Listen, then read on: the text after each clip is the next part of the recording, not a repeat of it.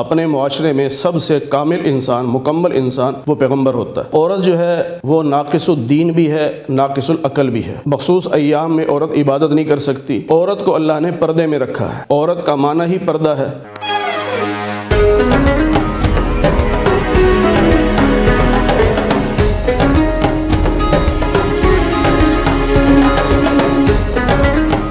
مولانا صاحب یہ بتائیے، کیا ایسی وجہ ہے کہ کبھی کوئی عورت پیغمبری کے منصب پر فائز نہیں ہوئی؟ دیکھیں، پیغمبر جو ہوتا ہے وہ انسان کامل ہوتا ہے۔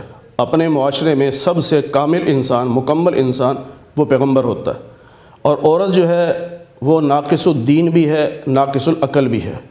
عقل کے لحاظ سے بھی وہ کمزور ہے اور دین کے لحاظ سے بھی کمزور ہے، کیونکہ بہت سارے معاملات ایسے ہیں کہ اس میں عورت عمل نہیں کر سکتی۔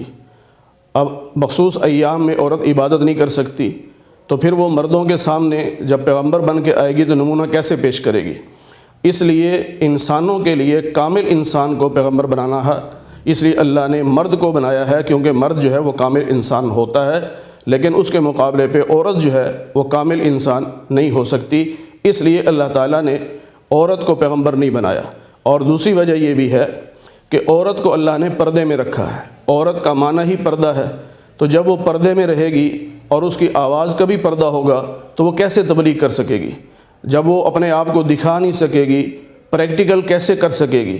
تو مردوں کے لیے، عورتوں کے لیے مرد نمونہ بنا ہے، جس نے پریکٹیکل کر کے دکھایا بھی ہے کہ یوں نماز پڑھنی ہے اور یوں طواف کرنا ہے، یوں حج کرنا ہے۔ اس لیے اللہ تعالیٰ نے مرد کو پیغمبر بنایا، عورت کو نہیں بنایا۔